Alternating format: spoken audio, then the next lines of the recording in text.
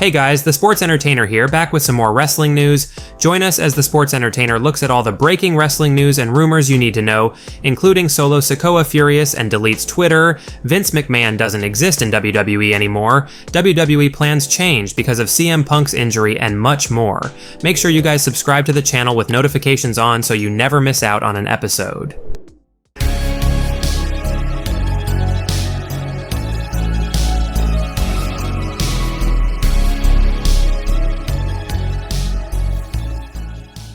Rhea Ripley says WWE star fell in love with her.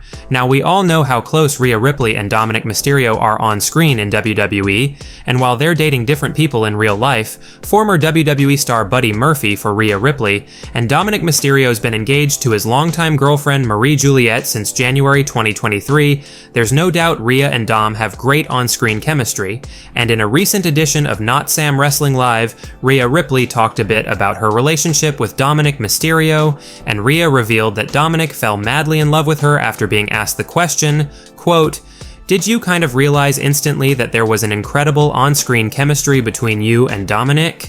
With the Women's World Champ Rhea Ripley responding with, "No, not really. It was actually quite awkward to start with. We hadn't really talked to each other much before. I mean, it was a simple like, hello, how are you?" every now and then when we saw each other. But apart from that, I mean, we didn't really have a conversation until I started, choking him out with my legs and he fell madly in love with me. I don't blame him, but I don't know, it grew more and more. We were on screen together. I mean, you end up spending more time with the people you work with and the people you surround yourself with. We travel together, we work together, we are a family, so it was only a matter of time before that bond sort of grew with all of us, not just between Dom and I, but all of us. Next up, WWE plans change because of CM Punk's injury.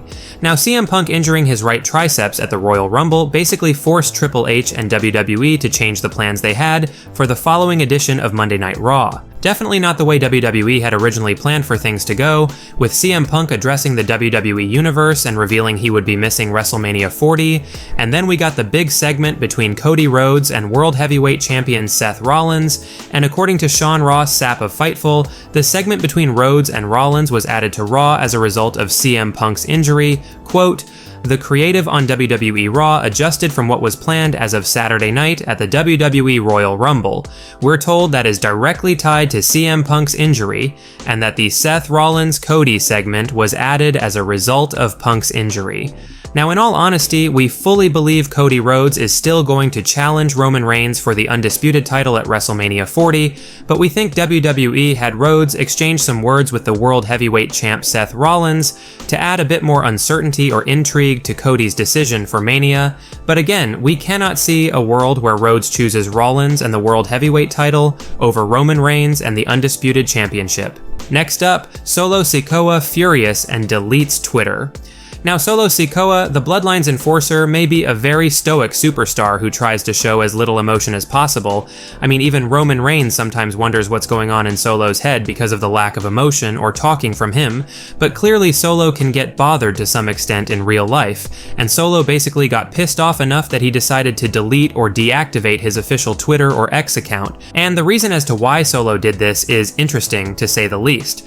So apparently some fans on Twitter were doing a deep dive into Solo Sikoa's account and pulling up tweets Solo made literally over a decade ago in 2013 when he was in school, including some tweets where Solo said he hated math, and after going on a bit of a blocking tirade on Twitter, Solo basically said enough is enough, and he deleted his account entirely. Give us your take on this rather bizarre situation involving Solo Sikoa. Do you feel like he was justified for flat out deleting his Twitter account because of some fans, well, we'll actually call them trolls, giving Solo a bit of a hard time by bringing up these old tweets? Or was Solo perhaps being a little too sensitive about this? Let us know. Next up, Vince McMahon doesn't exist in WWE. Now, to say that WWE Hall of Famer Eric Bischoff didn't hold back when talking about the fallout of the Vince McMahon allegation situation would be a massive understatement, because on a recent edition of his 83 Weeks podcast, Eric Bischoff not only made a comparison between Vince McMahon and Chris Benoit regarding how fans are going to view or think of Vince, but also saying that McMahon basically doesn't exist in WWE anymore after these allegations came out. Quote, "The name McMahon, I think, he's gonna be right there with Chris Benoit in the minds of a lot of people as a name, not to be mentioned the way things look at this point. I fought with Vince, I battled with him, I did everything I could to undermine him, but at the end of it all, I respected the guy that beat my ass. Because that's what fighters do. If somebody's good enough to beat me in something, you've got to respect their abilities. And even for me, this is difficult. I can't even imagine what it's like for McMahon's kids and the grandkids. It's just disgusting. You talk about the name, you go into Vince's office, and he's got pictures of his father and his grandfather, and newspaper articles of things his father accomplished and his grandfather accomplished. Gone, dark closet, stick it in a box and hide it. Nobody wants to be reminded anymore. It wasn't just a name, they wiped Vince McMahon off the WWE and TKO corporate websites. He didn't exist starting today, and that's not gonna change.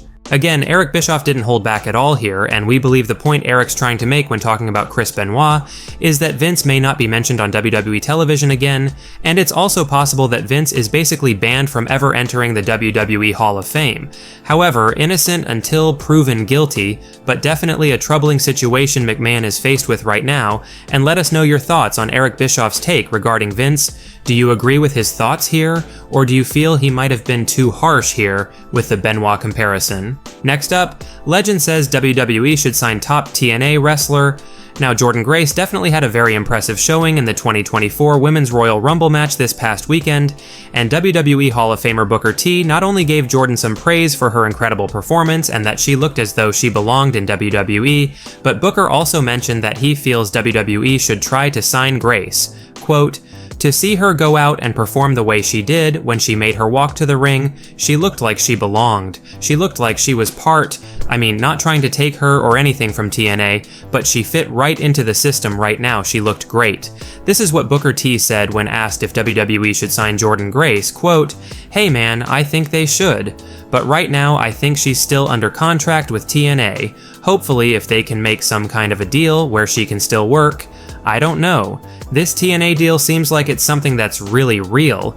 Now obviously Jordynne Grace is still under contract with TNA Wrestling, and she's their Knockouts World Champion at the moment, but no doubt that Royal Rumble performance has made WWE take notice, and when she does become available, Triple H will probably be looking to sign her for sure. Next up, top free agent signing with WWE or AEW.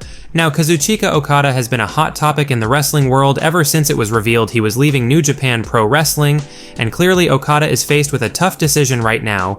Does he choose to sign with WWE or All Elite Wrestling, the two major US-based promotions that obviously would love to have Okada on their roster?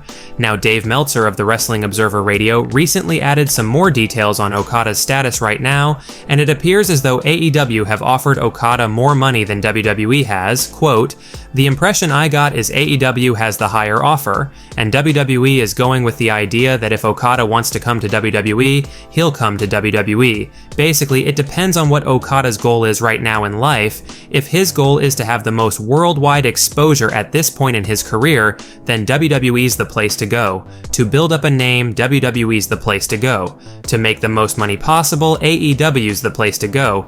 If it's to have the best matches possible, AEW's the place to go. If it's to have the best schedule, AEW's the place to go. It's whatever he wants." Let us know if you guys feel Okada should choose to sign with WWE, even if he may make less money compared to AEW, or do you feel All Elite Wrestling is the perfect next home for Okada? Well guys, that's it for today's major wrestling news. Make sure you leave a like and comment, and also make sure you subscribe to the channel with notifications turned on so you'll never miss out on an episode. Finally, if you haven't already, give us a follow on Twitter at TSE Wrestling, and we will see you guys in the next video.